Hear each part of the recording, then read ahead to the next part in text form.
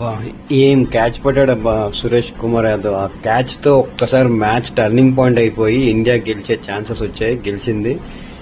జై హింద్, జై Hind. India cup కొట్టడం చాలా ఆనందంగా ఉంది. 2023లో మిస్ అయ్యాం వరల్డ్ కప్. బట్ ఇప్పుడు T20 వరల్డ్ కప్ గెలిచి మన ఇండియాది ఏంటనేది సత్తా చూపించాం. జై హింద్, జై హింద్, జై హింద్.